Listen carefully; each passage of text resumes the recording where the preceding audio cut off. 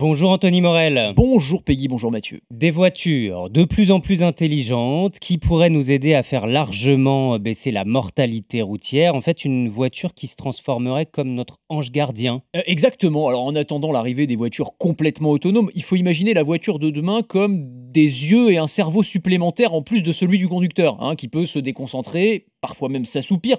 Et donc Ou dans regarder certains son modèles, téléphone. ou regarder Oh, son téléphone, exactement. Bah oui, c'est des grandes causes d'accidents, évidemment. Et donc, dans certains modèles de voitures, alors on commence déjà à voir apparaître des caméras intelligentes ou même des ceintures de sécurité qui sont capables de détecter des signes d'endormissement. Fermeture des paupières, ralentissement du rythme cardiaque. Il y a même des constructeurs qui travaillent sur des technologies capables de détecter un début de malaise cardiaque. ah oui. Intéressant, dans la voiture. Et donc, le véhicule peut décider de ralentir et même d'aller se garer toute seule si vous n'êtes pas en état de conduire. Mais demain, ça ira même encore plus loin que ça.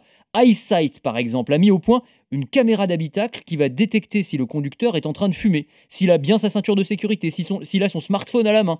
D'autres sont capables, en analysant la dilatation de vos pupilles, de comprendre que vous avez consommé des substances illicites Oui. et de bloquer le démarrage. Bon, là, c'est carrément mouchard. Ah, c'est la voiture qui se transforme en mouchard, on est d'accord. Et puis, pour l'extérieur, eh bien, la voiture de demain sera capable d'analyser, par exemple, d'anticiper les mouvements d'un piéton ou d'un cycliste, de comprendre que le piéton est en train de regarder sur son smartphone et donc de s'arrêter automatiquement, et des voitures qui seront capables aussi de communiquer entre elles et avec ce qui les entoure pour s'alerter d'un danger. Elles discuteront finalement un petit peu comme des êtres humains. Peut-être que ce sera même plus nous le vrai conducteur, mais Bah, c'est finalement ça, je vous dis, l'ordinateur de c'est bord, un peu quoi. le chaînon manquant avant la voiture autonome qui va arriver à un moment ou à un autre. Ce qui est quand même pas mal, c'est que ces voitures intelligentes pourront prévenir les secours en cas d'accident. Alors, non seulement les prévenir, mais elles seront même capables de faire un diagnostic de l'accident, d'estimer les dégâts qu'ont subis les passagers et d'envoyer les informations au secours.